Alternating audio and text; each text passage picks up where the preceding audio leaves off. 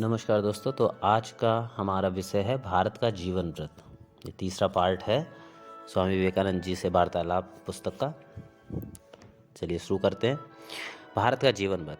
Sunday times London सन 1896 ईस्वी। England के निवासी भारत के प्रवाल देश, इस प्रवाल देश का अर्थ मैं अभी समझाऊंगा। प्रवाल देश में धर्म प्रचारकों को भेजते हैं। इस बात को इंग्लैंड की जनता अच्छी तरह जानती है। सारे संसार में पर्यटन करते हुए इस शुभ समाचार का प्रचार करो। महात्मा ईशा की इस बाणी का वे ऐसी पूर्णता से पालन करते हैं कि इंग्लैंड के प्रधान प्रधान धर्म संप्रदायों में से कोई भी उसके इस आदेश के अनुसार कार्य करने में पीछे नहीं रहता, परंतु भारत भी इंग्लैंड में धर्म प्रचारक भेजता है। इस बात को यहाँ की साधारण जनता प्रायः नहीं जानती। Saint George road south west 93 number भवन में स्वामी विवेकानंद कुछ समय के लिए वास कर रहे हैं। दैव योग से, यदि दैव शब्द का प्रयोग में किसी को आपत्ति ना हो तो, वहां पर स्वामी जी से मेरा साक्षात्कार हो गया। वे क्या काम कर रहे थे और इंग्लैंड में पधारने का उनका क्या प्रयोजन था इत्यादि विषयों पर वार्तालाप करने में उन्हें कोई आपत्ति न रहने के कारण मैं वहां उपस्थित होकर उनसे इन विषयों पर वार्तालाप करने लगा। पहले मैंने अपने अनुरोध की स्वीकृति पर आश्चर्य व्यक्त किया। उन्होंने कहा, अमेरिका में निवास करते समय से ही इस प्रकार संवाद पत्र के प्रतिनिधियों से भेंट करने का मुझे पूरा अभ्यास हो गया है। हमारे देश में यद्यपि इस प्रकार की रीति नहीं है, फिर भी अन्य देशों में पहुंचकर सर्वसाधारण को अपनी बातों से परिचित कराने के लिए उस देश की प्रचार की प्रचलित प्रथाओं का अवलंबन न करना युक्ति संगत नहीं हो सकता। सन 1893 ईस्वी में अमेरिका के शिकागो नगर में विश्व धर्म महासभा का जो अधिवेशन हुआ था, उसमें मैं हिंदू धर्म का प्रतिनिधि होकर गया था। मैसूर के राजा एवं अन्य कुछ सज्जनों ने मुझे वहां भेजा था। अपने विचारों से मैं अमेरिका में कुछ सफलता का दावा भी कर सकता हूँ। शिकागो शहर के अतिरिक्त अमेरिका के अन्य बड़े बड़े शहरों में भी मैं कई बार आमंत्रित किया गया। एक लंबे अरसे से मैं अमेरिका में रह रहा हूँ। गत वर्ष ग्रीष्म ऋतु में मैं एक बार इंग्लैंड आया था और इस वर्ष भी आप देख ही रहे हैं मैं यहाँ आया हुआ हूँ। अब तक लगभग 3 वर्ष मैं अमेरिका में रहा। मेरी समझ में अमेरिका की सभ्यता बहुत उच्च कोटि की है। मैंने देखा कि अमेरिकन जाति का चित्त अनायास ही नूतन भावधारा के साथ परिचित हो जाता है। वह किसी बात को नहीं समझकर ही एकदम त्याग नहीं देती, वरन पहले उसके वास्तविक गुणदोषों को परखती और फिर उसकी त्याज्यता अथवा ग्राह्यता का निर्णय करती है। प्रश्न: तो क्या आपके कहने का मतलब यह है कि इंग्लैंड के लोग अन्य प्रकार के हैं? उत्तर: हाँ, इंग्लैंड की सभ्यता अमेरिका की सभ्यता से पुरानी है। सदियों से लेकर आज तक कितने ही नए नए विषयों के संयोजन से उसका विकास हुआ है। इसी प्रकार उसमें कुछ कुसंस्कार भी आ मिले हैं, उनको दूर करना होगा। अभी जो कोई भी आपके बीच किसी नवीन सत्य का प्रचार करना चाहेगा, उससे तो उन कुसंस्कारों की ओर विशेष दृष्टि रखकर काम करना होगा। प्रश्न: लोग ऐसा कहते अवश्य हैं। अच्छा, जहाँ तक मुझे मालूम है, अमेरिका में आपने किसी नए धर्म संप्रदाय या धर्म मत की प्रतिष्ठा नहीं की है। उत्तर: आपका कहना सत्य है। संप्रदायों की संख्या में वृद्धि करना हमारी नीति के विरुद्ध है, क्योंकि संप्रदायों की संख्या दुनिया में आवश्यकता से कहीं अधिक ही है। फिर संप्रदाय के संचालन के लिए आदमी भी चाहिए। अब विचार करके देखिए कि जिन्होंने संन्यास का अवलंबन कर लिया है, अर्थात सांसारिक पद मर्यादा, विषय संपत्ति, नाम यश आदि सभी कुछ छोड़ दिया है, जिन्होंने केवल आध्यात्मिक ज्ञान के अन्वेषण को ही अपने जीवन का एकमात्र व्रत समझा है, वे इस प्रकार के कार्य का भार भला किस तरह ले सकते हैं? और जब वैसे काम अन्य दूसरे लोग कर ही रहे, तो फिर उन कामों में हाथ डालना निष्प्रयोजन ही है। अब दोस्तों, एक शब्द आया था इंग्लैंड के निवासी भारत के प्रवाल देश, पहली लाइन में। तो प्रवाल देश का अर्थ है कोरल स्टैंड्स, मतलब प्राचीन समय में जबकि भारत के साथ पाश्चात्य देशों का विशेष परिचय नहीं था, तब पाश्चात्य जातियों में भारत के विषय में यही धारणा थी कि भारतवर्ष के समुद्र तट पर प्रवाल ही प्रवाल पाए जाते हैं। यह कथन इसी धारणा के कारण प्रचलित हुआ है। अगला प्रश्न है। प्रश्न: आपकी शिक्षा क्या धर्मों की तुलनात्मक समालोचना करना है? उत्तर: यदि कहूँ कि वह सब प्रकार के धर्मों के सार की शिक्षा देना है, तो इससे मेरी शिक्षा के संबंध में अधिक स्पष्ट धारणा हो सकती है। धर्मों के गौड़ अंगों को छोड़कर उनमें जो मुख्य भाग है, अर्थात जिस पर वे प्रतिष्ठित हैं, उसी की ओर विशेष रूप से दृष्टि आकर्षित करना ही मेरा कार्य है। मैं श्री कृष्ण रामकृष्ण देव का एक शिष्य हूँ। वे एक सिद्ध महापुरुष थे। उनके आचरण और उपदेशों ने मुझ पर गंभीर प्रभाव डाला था। ये सन्यासी श्रेष्ठ कभी किसी धर्म को समालोचना की दृष्टि से नहीं देखते थे। अमुक अमुक धर्मों में अमुक अमुक भाव ठीक नहीं है, ऐसी बात वे कभी नहीं कहते थे, बल्कि उनमें जो कुछ उत्तम है उसी को वे दिखा दिया करते थे। यह दर्शा देते थे कि किस प्रकार उनका अनुष्ठान कर उनके उन भावों को हम अपने जीवन में उतार सकते हैं। किसी धर्म से विरोध करना या किसी धर्म का प्रतिपक्षी होना, यह उनकी शिक्षा के नितांत विरुद्ध है, क्योंकि उनकी शिक्षा की मूल भित्ति ही यह थी कि संपूर्ण जगत प्रेम के बल से परिचालित हो रहा है। आप जानते हैं कि हिंदू धर्म ने कभी भी किसी दूसरे धर्म पर अत्याचार नहीं किया। हमारे देश में सभी संप्रदाय आपस में प्रेम रखते हुए शांतिपूर्वक साथ साथ रह सकते हैं। मुसलमानों के आगमन के साथ ही भारत में धर्म के नाम पर हत्या, अत्याचार आदि का प्रवेश हुआ है। उनके आने के पूर्व तक भारत का आध्यात्मिक वातावरण शांतिपूर्ण था। दृष्टांत स्वरूप देखिए, जैन लोग ईश्वर के अस्तित्व में विश्वास नहीं करते। इतना ही नहीं, वे इस आस्तिकता को भ्रांति कहकर प्रचार भी करते हैं, पर तो भी उनके अपने मतानुसार धर्मानुष्ठान करने में किसी ने कभी कोई बाधा खड़ी नहीं की और आज तक वे भारत में शांतिपूर्वक निवास कर रहे हैं। वास्तव में भारत ने ही इस विषय में शांति और मृदुता रूपी यथार्थ वीरता का परिचय दिया है। युद्ध, हठकारिता, दुःसाहसिकता, प्रबल आघात करने की शक्ति, ये सब धर्म जगत में दुर्बलता के ही चिन्ह हैं। प्रश्न, आपकी बातों में टॉल्स्टॉय की याद आती है। हो सकता है व्यक्ति विशेष के लिए यह मत अनुकरणीय हो सके, यद्यपि इसमें भी मेरा व्यक्तिगत संदेह है, परंतु समग्र जाति के लिए इस नियम या आदर्श का पालन कैसे संभव है। तो दोस्तों, टॉल्स्टॉय के बारे में बताते हैं। तो एक रशियन लेखक थे, काउंट लियो टॉल्स्टॉय उनका नाम था। ये रूस के निवासी प्रसिद्ध परहितकारी चिंतनशील लेखक तथा समाज संस्कारक थे। 1828 ईस्वी में रूस के मॉस्को शहर में 130 मील की दूरी पर किसी गांव में इनका जन्म हुआ था और 1913 ईस्वी में ये परलोक सिधारे। लगभग अर्ध शताब्दी तक इनके निस्वार्थ जीवन का प्रभाव समग्र मानव जाति पर असर करता रहा। दरिद्रों के प्रति उनकी यथार्थ हार्दिक सहानुभूति का परिचय 1891 ईस्वी में मिलता है। उस समय उन्होंने अपनी जमींदारी के अंतर्गत सारे गुलामों को मुक्त कर दिया और किसान मजदूरों के लिए विद्यालयों की स्थापना करके स्वयं ही उनको चित्र विद्या, संगीत विद्या तथा बाइबिल के इतिहास की शिक्षा देने लगे। अनिष्टकारी के प्रति अन्याय का आचरण न कर सहृदय व्यवहार करो। महात्मा ईशा के इस महान उपदेश को उन्होंने अपने जीवन में परिणत कर लिया था और अपने ग्रंथों में वे इसी तत्व का बारंबार प्रचार कर गए हैं। सारे संसार में युद्ध आदि बंद हो जाए और सर्वत्र शांति प्रतिष्ठित हो, यही उनके जीवन का प्रधान लक्ष्य था। वे चाहते थे कि उनकी सारी संपत्ति गरीबों को दान कर दी जाए, परंतु उनकी इच्छा परिवार वालों ने पूर्ण नहीं होने दी। सन 1892 ईस्वी में उन्होंने अपनी सारी संपत्ति अपने स्त्री पुत्रों को सौंप दी और स्वयं सामान्य कृषक के वेश में जीवन बिताने लगे। जीवन की अंतिम अवस्था में संसार के साथ सारे संबंध तोड़कर वे सन्यासी की तरह बाहर निकल पड़े। उनकी इच्छा थी कि अंतिम अवस्था में निर्जन में रहकर यथार्थ ईसाई की तरह जीवन व्यतीत करूं। घर से बहुत दूर किसी मठ में कुछ काल निवास करने के बाद और भी निर्जन स्थान के लिए उन्होंने यात्रा शुरू कर दी, परंतु रास्ते की भयानक कठिनाइयों के फलस्वरूप किसी अपरिचित रेलवे स्टेशन में वे प्रबल ज्वर और कफ रोग से ग्रसित हो गए। अंत में उसी बीमारी से वे चल बसे। इस विलासिता के युग में वे ऋषि सदृश थे, इसमें कोई संदेह नहीं। उन्होंने यथार्थ अहिंसा धर्म के मर्म की उपलब्धि कर दी थी।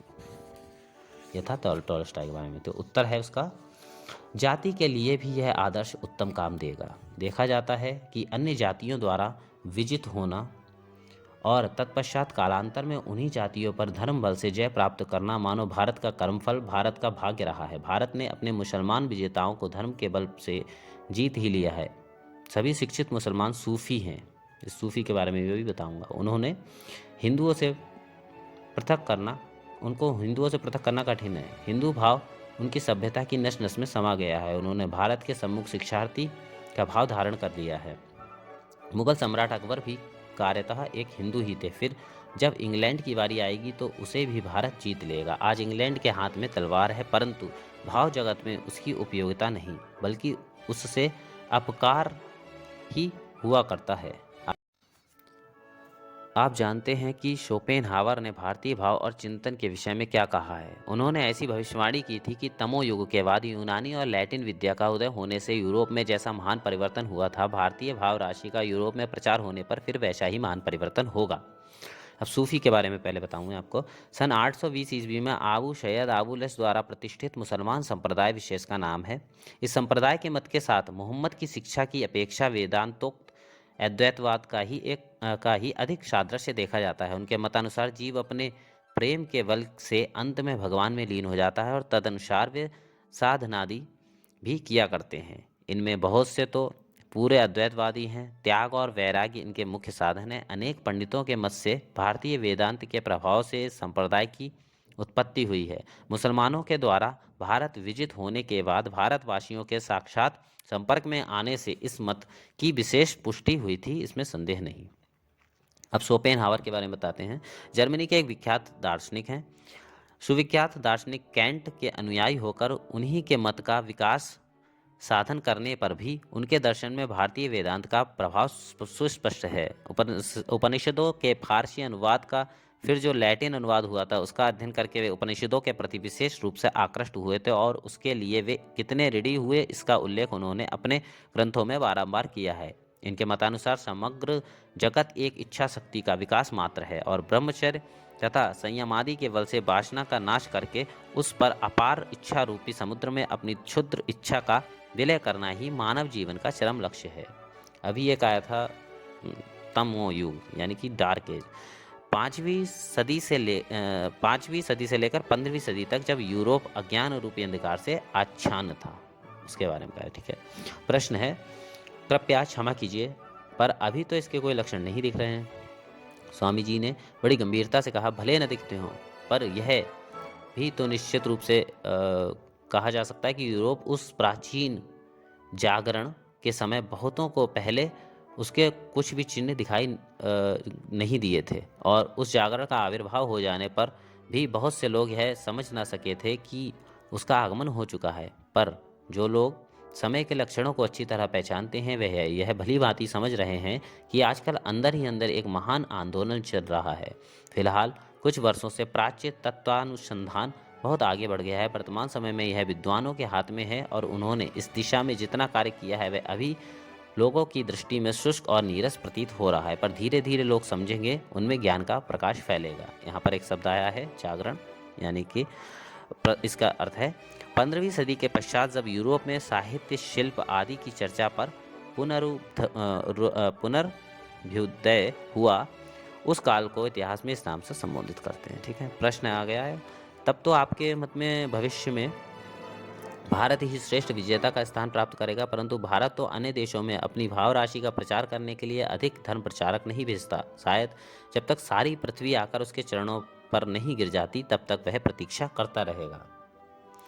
उत्तर, प्राचीन काल में भारत धर्म प्रचार कार्य का एक प्रबल केंद्र बना हुआ था। इंग्लैंड के ईसाई मत ग्रहण करने के सैकड़ों वर्ष पहले ही बुद्ध ने संपूर्ण एशिया खंड को अपने मत में लाने के लिए सर्वत्र धर्म प्रचारक भेजे थे। वर्तमान समय में संसार की चिंतन धारा धीरे धीरे भारतीय भावधारा को अपना रही है, परंतु यह तो अभी केवल प्रारंभ है। किसी विशेष धर्म मत को अपनाने की इच्छा न रखने वालों की संख्या बढ़ रही है और यह भाव शिक्षित समुदाय के भीतर फैलता जा रहा है। फिलहाल अमेरिका में जो जनगणना हुई थी उसमें बहुत से लोगों ने अपने को किसी संप्रदाय विशेष के अंतर्भूत करने से इनकार कर दिया था। सत्य तो यह है कि सारे धर्म एक ही मूल सत्य के विभिन्न प्रकाश हैं। होगी तो सभी की उन्नति होगी, नहीं तो सभी नष्ट हो जाएंगे। विभिन्न प्रकृति वाले मानव मन उसी एक सत्य को भिन्न भिन्न रूपों में देखना चाहते हैं और ये धर्म मानो उसी मूल सत्य स्वरूप केंद्र के से विभिन्न त्रिज्याओं की नाई निकले हुए हैं। अतः धर्मों की यह भिन्नता विभिन्न प्रकृति वाले मानव मन के लिए आवश्यक है। प्रश्न, अब हम मूल प्रसंग के समीप आ रहे हैं। वह मूल या केंद्रीभूत सत्य क्या है? उत्तर, मनुष्य की आभ्यंतरिक ब्रह्म शक्ति ही वह मूल सत्य है। एक मनुष्य चाहे वह कितनी ही बुरी प्रकृति का क्यों न हो, भगवान का ही प्रकाश है। यह ब्रह्म शक्ति आवृत रहती है, जीवों की दृष्टि से छिपी हुई रहती है। यहाँ पर मुझे भारतीय गदर की एक घटना याद आ जाती है।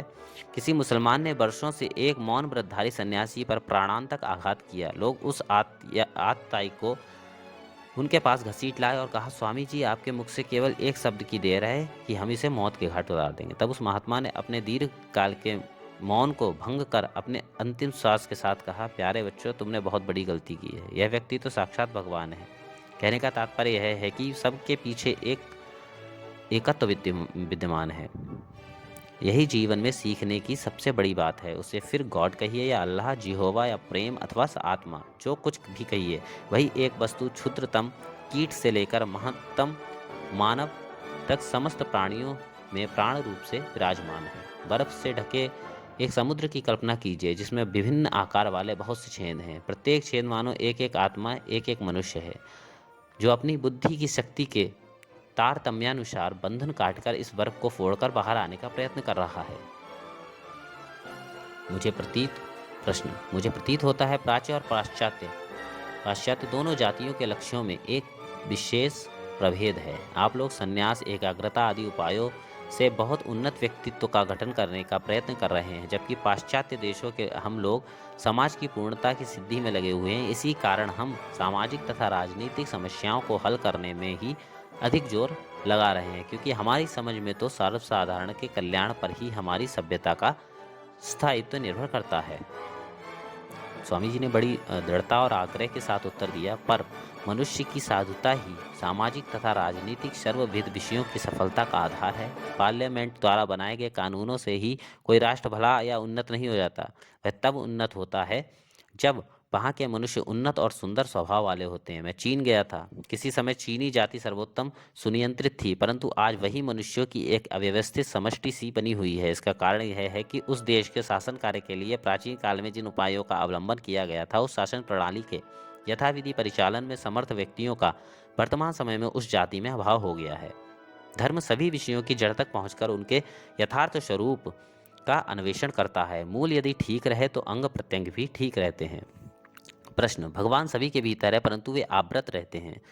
यह कथन तो मानो स्पष्ट और एवं व्यवहारिक जगत से बहुत दूर मालूम होता है। लोग तो हमेशा उस ब्रह्म प्रकाश की ओर देखते नहीं रह सकते।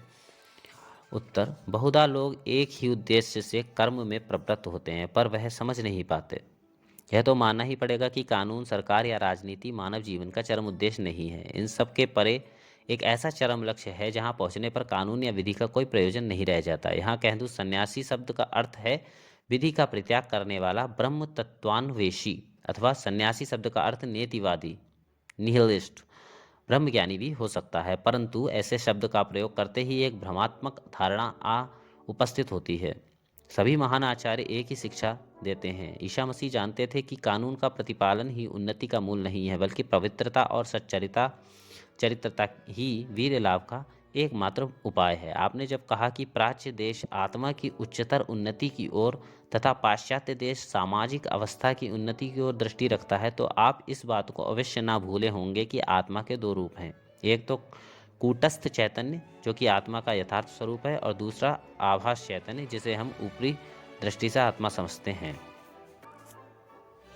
प्रश्न, तो क्या आपका तात्पर्य यह है कि हम पाश्चात्यवासी आभास के उद्देश्य से कार्य कर रहे हैं और आप प्राच्यजन्य प्रकृत चैतन्य के उद्देश्य? उत्तर, मन अपने उच्चतर विकास के लिए विविध सोपानों में से अग्रसर होता है। वह पहले स्थूल का अवलंबन करके धीरे धीरे सूक्ष्म की ओर आगे बढ़ता है। और भी देखिए, मनुष्य किस प्रकार विश्व बंधुत्व की धारणा पर पहुंचता है। पहले यह विश्व बंधुत्व का भाव सांप्रदायिक भातृभाव से के रूप से प्रकट होता है, तब वह संकीर्ण और सीमाबद्ध रहता है। उसमें दूसरों से अलगाव की वृत्ति रहती है। बाद में हम धीरे धीरे उदारतर और सूक्ष्मतर भाव में पहुंचते हैं। प्रश्न, तो आप यह समझते हैं कि हम अंग्रेजों के इतने प्रिय ये सब संप्रदाय लुप्त हो जाएंगे? आप शायद जानते होंगे कि एक फ्रांसीसी ने कहा है कि इंग्लैंड ऐसा देश है जहां संप्रदाय तो हजार है, पर सब की रुचि एक ही है। उत्तर, इन संप्रदायों के लोप हो जाने के विषय में मुझे कुछ भी संदेह नहीं है। उनका अस्तित्व आसार और गौड़ विषयों पर प्रतिष्ठित है। उनमें जो कुछ मुख्य या सार है वही बचा रहेगा और उसकी बुनियाद पर एक नए भवन का निर्माण होगा। आपको वह प्राचीन उक्ति याद होगी, किसी संप्रदाय के भीतर जन्म लेना अच्छा है, परंतु आमरण उसी में बद्ध रहना अच्छा नहीं। प्रश्न: क्या आप कृपा कर यह बतलाएंगे कि इंग्लैंड में आपके कार्य का विस्तार कैसा हो रहा है? उत्तर: धीरे धीरे हो रहा है। इसका कारण मैं पहले ही बतला चुका हूँ। जहाँ मूल को पकड़कर कार्य होता है वहाँ यथार्थ विस्तार या उन्नति धीरे धीरे ही होती है। मुझे यह बताने की आवश्यकता नहीं है कि जैसे भी हो इन सब भावों का विस्तार होगा ही, और हम में से बहुतों को ऐसा प्रतीत हो रहा है कि अब इन बातों के प्रचार करने का ठीक समय उपस्थित हो गया है।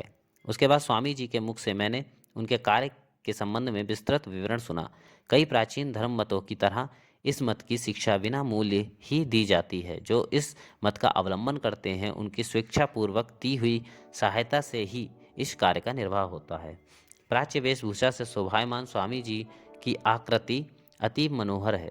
संन्यास के विषय में लोगों की साधारणतः जो धारणा है, स्वामी जी का सरल और सहृदय व्यवहार देखकर उसका बिल्कुल उदय नहीं होता। वे स्वभावतः ही प्रियदर्शन है। फिर उसके साथ उसके उदार भाव, अंग्रेजी भाषा पर असाधारण प्रभुत्व, वार्तालाप की अद्भुत शक्ति आदि ने तो उनको और भी अधिक प्रिय बना दिया है। उनके संन्यास व्रत का अर्थ है नाम, यश, धन संपत्ति, पद मर्यादा आदि का संपूर्ण रूप से परित्याग कर आध्यात्मिक तत्व ज्ञान की प्राप्ति के लिए अविराम चेष्टा करना।